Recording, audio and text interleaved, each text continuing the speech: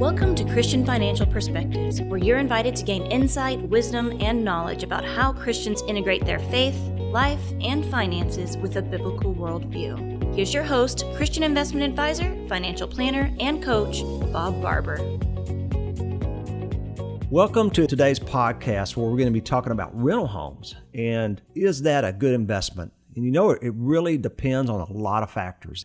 One of the things is with all the TV programs, I know in my family we have HGTV showing constantly. My wife loves it, or the DIY network, and we see all the beachfront properties. And we love watching these, and it gives us ideas. But one of the things that you're always hearing is the good side and the positive side. And I'm a positive person, and I like that. But when it comes to actually putting money in real estate, I think both sides need to be explored. And we're going to explore that today. And I have a new person that I'm bringing in on the podcast with me. The Lord sent her to me. Her name is Bailey Thieker. She come over here from Houston to New Braunfels, and tell you what, it's really cool how the Lord brought us together. Her husband and her are starting a church in San Marcos up at Texas State University. When Kirsten worked here for so many years, that's been our office manager, she was going into the ministry. And Bailey, you're not coming out of the ministry because we're still in ministry here. So tell us about that. I want to hear about that because our listeners, you know, we got podcast listeners. They've heard maybe 20 of our podcasts or even 50 of them. Yeah, well, I'm so grateful to be here. I worked in a church, on a church staff for around 5 years, doing student ministry and worship and things like that, as did my husband. We both worked at the same church. And this past year, God called us to be a part of a church plant in San Marcos. And so we picked up everything and moved here about 2 months ago. And we were really praying for a role for me because I knew that I wouldn't be working full time for the church. And this role kind of came out of nowhere, it felt like. And we had a lot of people praying for it. And then I interviewed with you, Bob, and with Kirsten, the old office manager. And you said during that interview, I feel like the Holy Spirit's telling me to hire you. And I just cried on the phone. And so I'm grateful to be here. Well, I tell you what, it wasn't but about 5 minutes into it, I was like, the Holy Spirit was just hovering over me and saying, you better hire this girl. Lady, not girl. You know, I'm the old guy here, you know. Remember, you're about the age as my daughters. Sure. You'll end up becoming like a daughter to us. But, you know, one of the things was you've listened to the podcast, and you made a comment to me, I guess, about 3 weeks ago. And I remember, and it really struck me. You said, Bob, you're always interviewing others when you're the expert. Mm-hmm. Yeah, that's true. He said, you need to be interviewed. I was like, well, you know, that's true. And a long time ago, when I did my radio program for 8 years, I had Renee Broughton here, and the Lord took her home. She had brain cancer, and the Lord took her home. But she used to act like the person that's listening today. And I want you to do that. Sure. Because the person that is listening to our podcast, they're listening to gain insight. I want you to, when you're joining in on a conversation with me, I want you to think about, well, what's that person in the car driving, or, you know, right now they're taking their walk and they're listening to our podcast, maybe on their smartphone. What would they ask? What would they think? I'm thinking that all of y'all that listen to the podcast, you're going to like that, because maybe sometimes you're like, well, how about this? So you just think of that. Yeah, well, I'm young. I'm 26, and I just feel like I'm a sponge while I'm here. There's a lot of things I don't know. There's a lot of things I want to learn about and want to know. And that was why I asked the question about the podcast earlier, was I just thought, Bob, you got a lot of good things to say. I would love to just sit down and ask you some questions. And so I'm going to have a lot of questions. Thank you. Well, so we'll get into today's subject, which is about rental homes. Are they a good investment? And it really depends. And I always like to start off with this scripture. I start every podcast with the scripture, and this is the scripture for today I want all of you to think about, is Luke 14:28. But don't begin until you count the costs. For who would begin construction of a building without first calculating the cost to see if there is enough money to finish it? And I tell you, think about that scripture in today. I think a lot of people, they go out and they buy real estate very quickly. They'll buy that vacation home on emotion. They'll buy that rental home because all they've heard is the good side of it.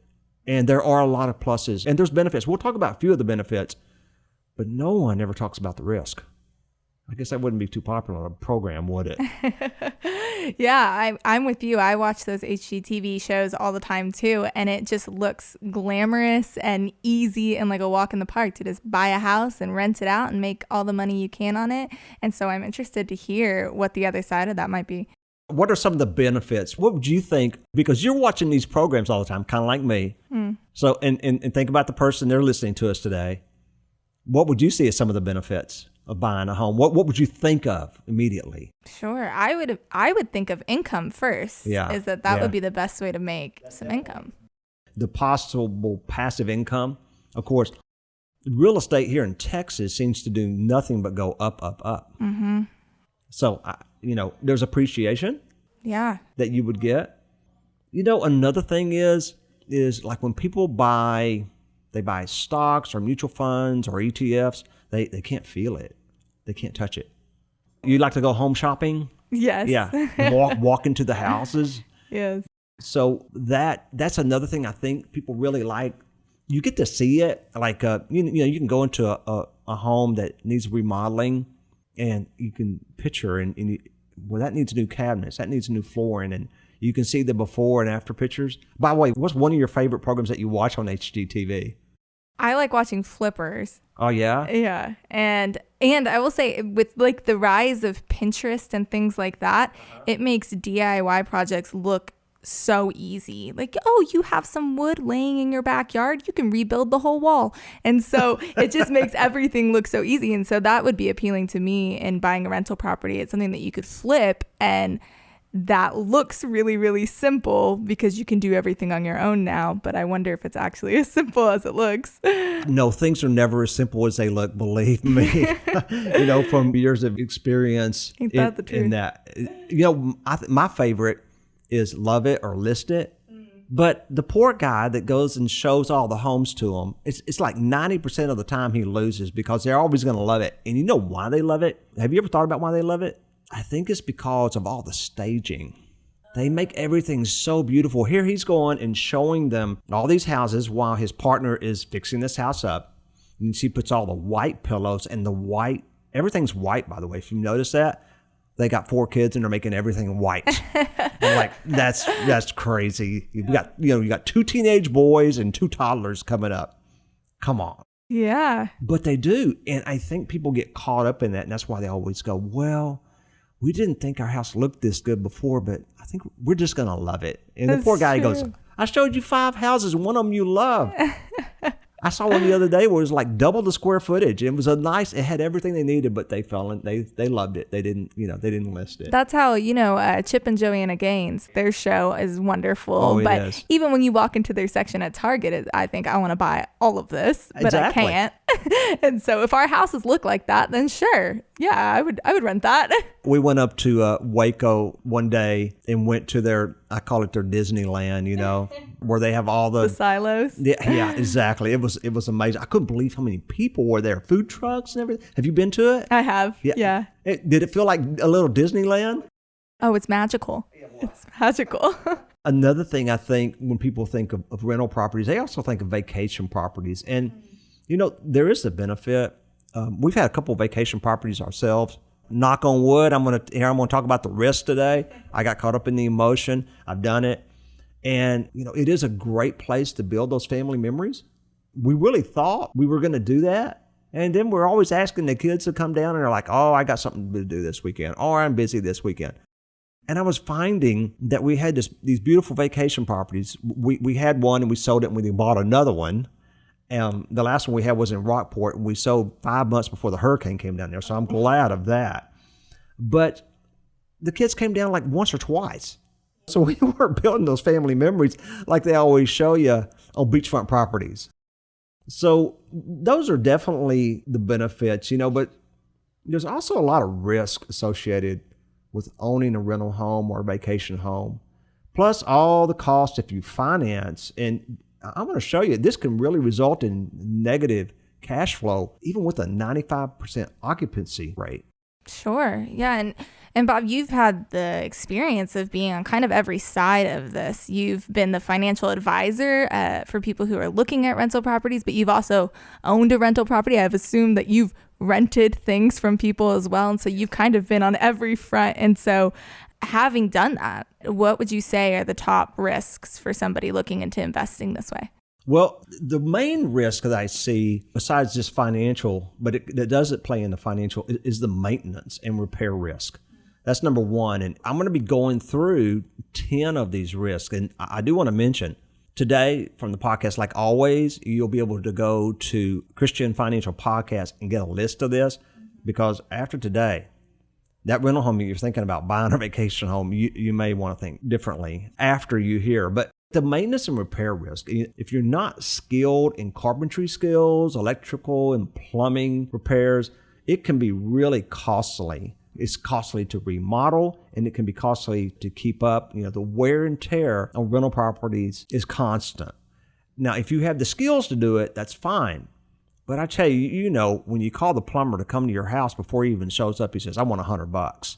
So skilled labor today is one of the highest the highest paid professions I'm starting to notice. I sit there in my church every year and I see all these graduates come across, and they're all going to college, and then one to come across and says, "I'm going to be an electrician." I said, that's going to be the rich one of the bunch. They're all going to be hiring him to come. So that's one of the risks, is the maintenance and repair risk. Another one is renter risk. I just don't think renters are going to take care of a property the way that the owner would. And we saw that in our vacation condo that we had in Rockport. We couldn't believe some of the things that we found.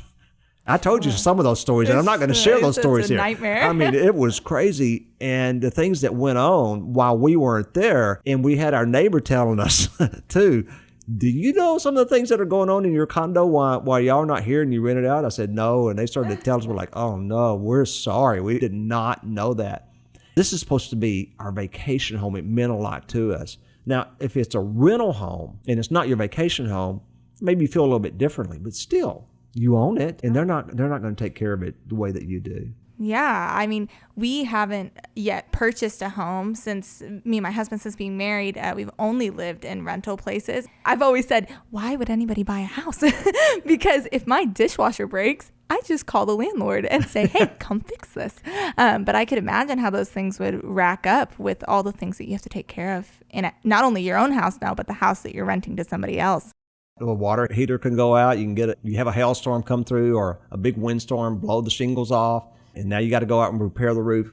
Now, a lot of people are listening. They're going, "Well, I've had a rental home and I haven't had any of those things happen." Well, I hate to say this, but just wait. Yeah. It's coming. Yeah, and usually they all come at once. And so I hope you have a good savings account. I heard the old saying, when it rains, it pours, especially here in Texas.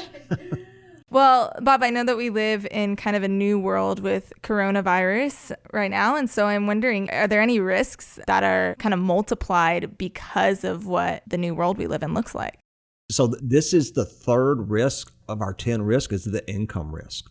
And right now, with these COVID-19 laws, do you realize that you can just say, "Well, I'm not going to pay my rent," and the law is going to stand behind you all the way until the latest here, I wrote this down, was until August 31st.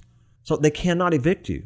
So you've got people that are renting a home to someone, and if the renter can't pay the rent, you can't push them out of there. You wouldn't want to. Maybe it's a family. You don't want to do that to them.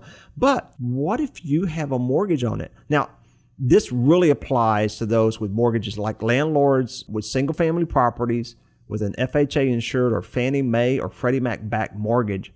These are the ones that cannot evict the tenants, and they're the ones that need to the most because they have these payments. So if the tenants are not paying you, what's happening? And it's coming out of your savings. So you better have a lot of cash reserves. So you have that income risk. Also, that risk of income.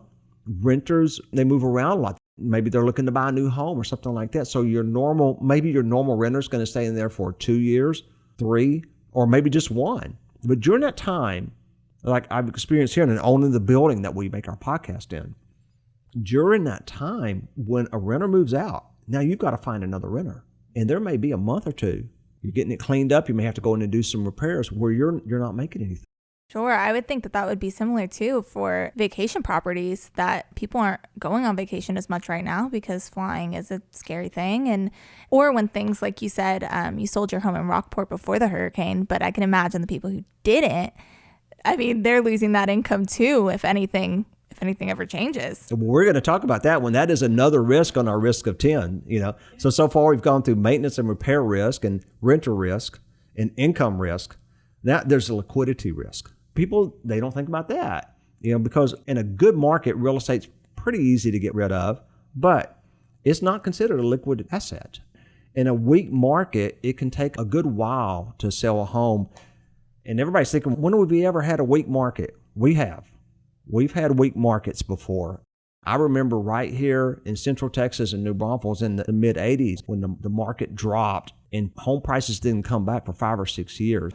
The liquidity risk, too, is not just you have to put it on the market, but it's all the fees associated with selling or buying.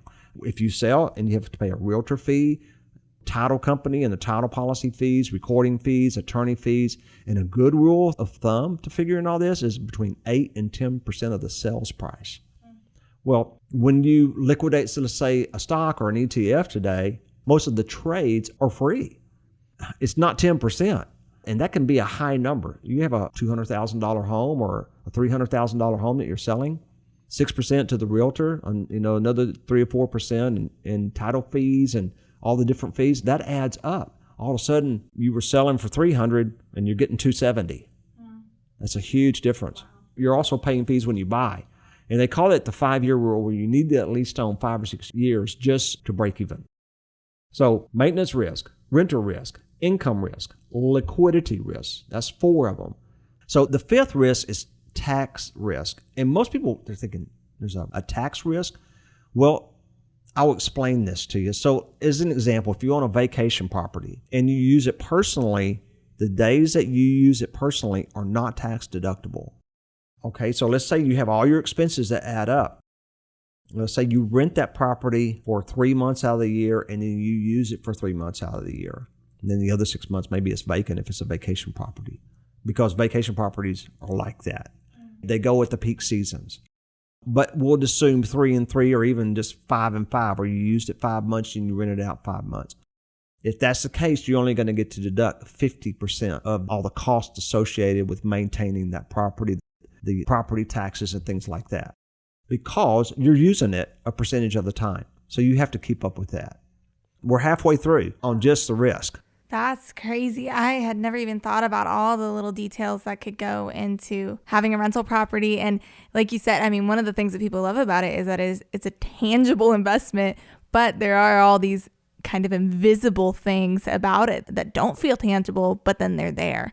And so I probably would have never even thought about those things. So it's a little bit of a scary thought to think that you could be making income from this thing, but all of a sudden it's actually costing you. And so what would be the next point? So we're going to head into our last 5, and number 6 is location risk.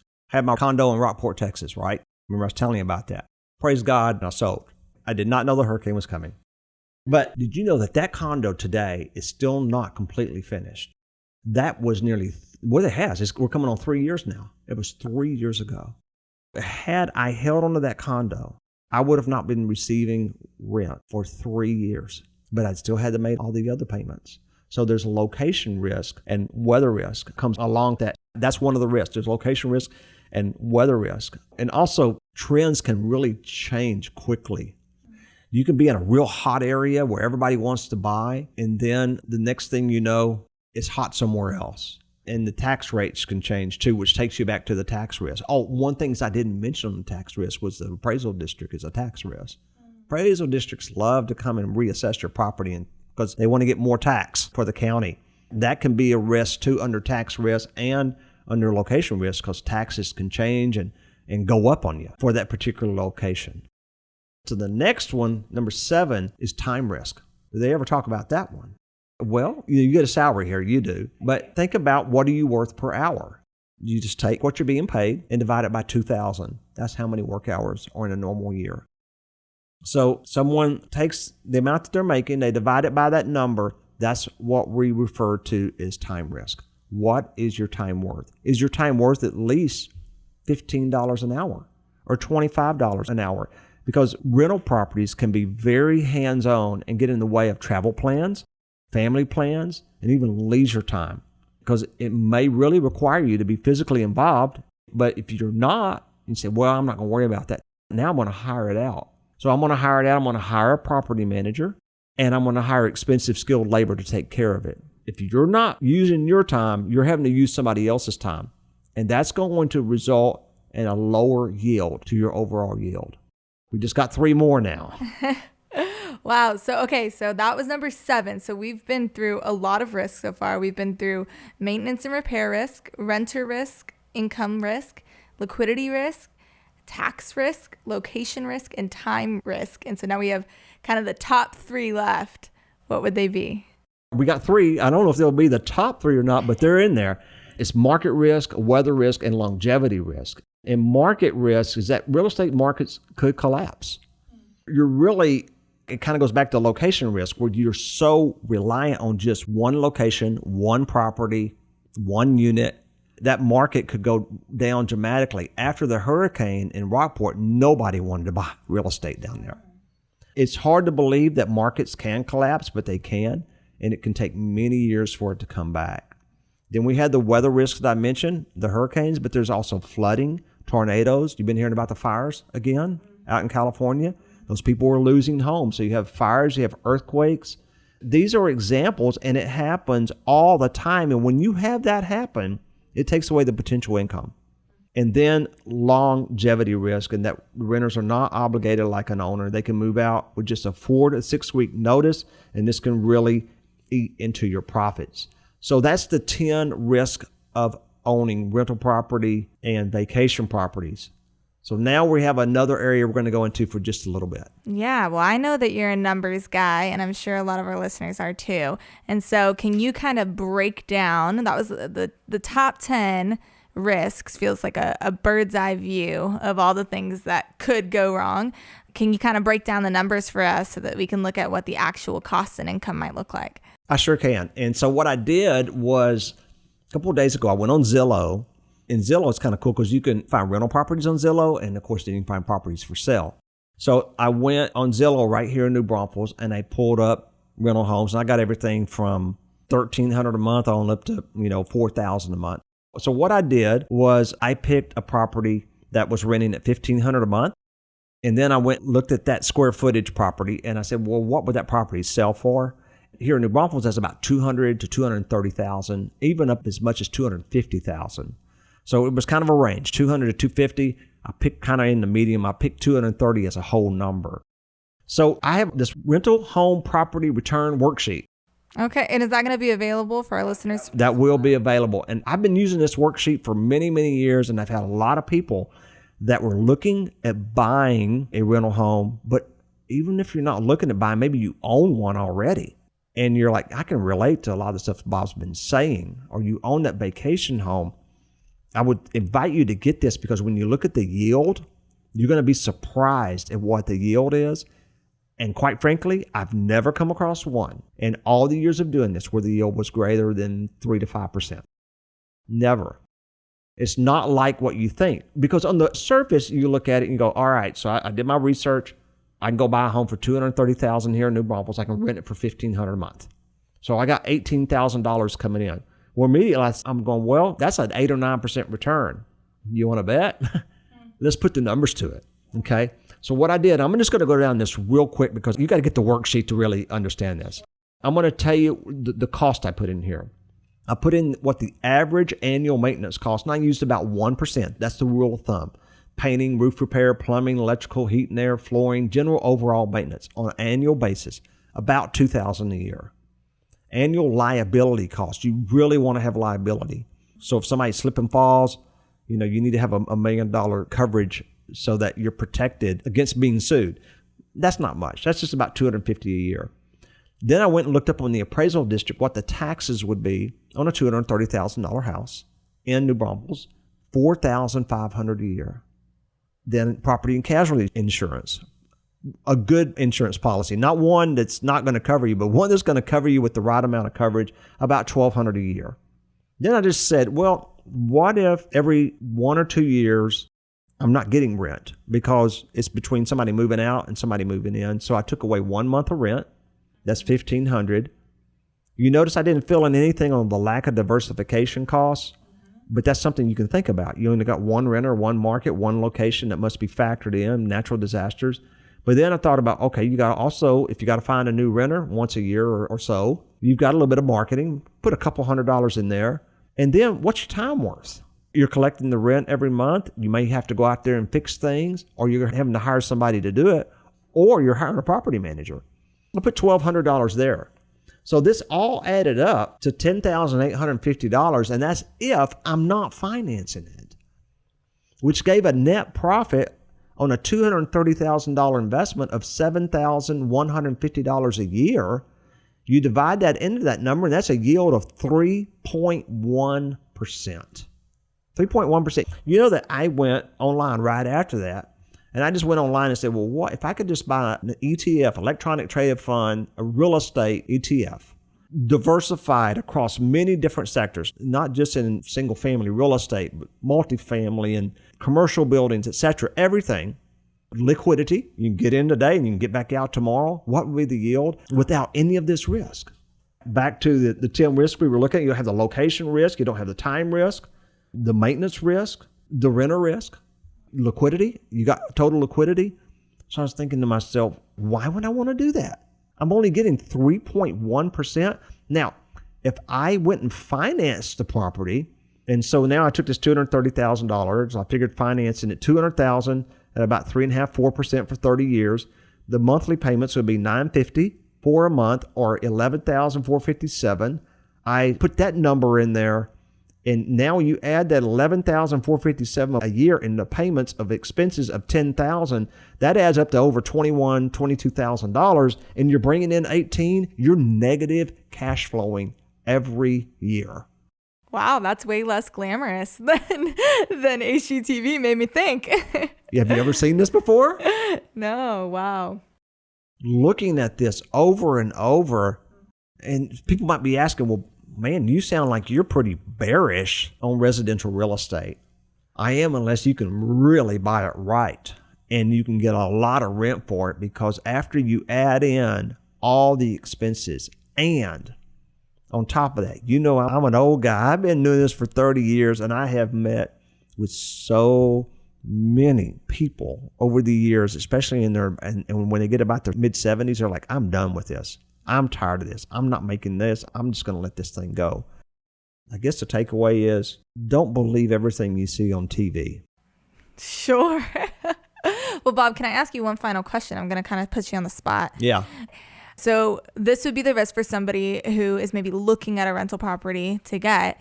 So what about for our listeners who already own a rental property and they are experiencing now all of these expenses that they didn't know were coming, and it just feels really overwhelming? What's a word of encouragement that you would give to them? The word of encouragement that I would give to them is sit down and look at all of this and sell. Yeah. Especially if we're in an up market, because there are other ways that you can make the same yield. I mean, nothing's a guarantee in life. And I got to put a disclaimer here. If you go out and you buy a publicly traded ETF, there's no guarantee you're going to make money there too, because those can drop dramatically, and they did when the market dropped. Where a lot of actual real estate properties, they haven't dropped like that. But I would just really take a good look and sit down and put things on a spreadsheet and have somebody give you an unbiased advice of that. Because I love realtors, but they don't have a fiduciary role in this. I've never had a realtor share this with me. I hope I haven't gotten realtors mad. I'm not trying to get my realtors mad at me, but I've even talked to realtors about this and said, you need to disclose all the risk, and you need to disclose all the cost. I don't know if any that have done it, and many times they're like, you're crazy. Let's put everything in real estate. So if somebody has a conflict of interest because they're getting a commission from selling that, I would look for a fiduciary-based advisor, a CPA. Really look for that fiduciary basis, not getting paid a commission by putting you into something that could give them a biased advice. Does that make sense? Yeah. And a good place to start might be just printing out this worksheet that we have and filling it out and just kind of getting a big picture view of what things look like. But we'll have this available on our Christian Financial Perspectives website, so you can, and we'll put it in the description as well. Absolutely. So remember, when we do the podcast, the whole script is there. Also, this will be right on there for you, or you can give us a call, and I'll be glad to go through this worksheet with you. Well, Bob, we've talked a lot today about residential real estate. Do you feel the same way about all real estate? No, I do not. I believe that land is an incredible investment. As the old saying goes, that they're not making any more of it, and land doesn't have any of the renter risk, doesn't have all the maintenance costs to it. I also like commercial real estate because with commercial real estate, like the office that we're in, you can do what's called a triple net lease. And that's where your tenants are paying all the insurance and maintenance costs and taxes. So that takes all that out of there. Well, I say maybe you want to sell that property. You are still making a 2 or 3% yield on the property as long as you don't have a loan against it, because you're negative cash flowing. That just doesn't make sense when you add the loan into it. But there's also appreciation of the property, and real estate has historically kept rate with inflation. Here in the central Texas region where we are, we've had an incredible bull run in real estate for 15, 20 years. It just continues to go up, up, up, and many times double-digit numbers. What we've talked about today is the yield, the actual yield, what you're making, but then there's the appreciation that can come later. I'm not against buying residential real estate for rental property reasons, but buy it right. You need to buy it for 20, 25%, even 30% under market so that the numbers will work and you can get that yield up. Because the example I was using from Zillow was this is what those homes sell for. And we're in a hot market here. We're in such a hot market here in New Braunfels, in between Austin and San Antonio, for our podcast listeners that are up in New York or out in California, but this is Central Texas. Between Austin and San Antonio is one of the hottest growing regions in the United States. Homes in that price range, people are lining up to buy them. A lot of times it'll be a bidding process, so it's hard to get that kind of home at 25 or 30% undervalue unless it's really been beat up a lot. But then you got to go put the money back into it to bring it back up to par. I want to put the disclaimer in here that I'm not against all residential real estate if you buy it right. There is the part of appreciation. You get to also depreciate for tax purposes, which is a good thing, but you're going to recapture that unless you do a 1031 exchange, and I can explain that later. But I like real estate, and I've been involved in a lot of real estate my entire life, and my dad was.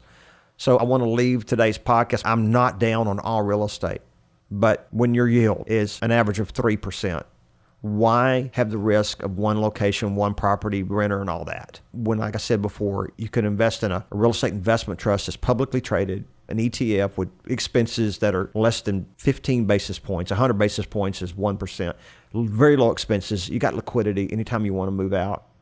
But you do have market risk, the stock market risk, because REITs, real estate investment trusts, they trade like stocks. So you got to hold them.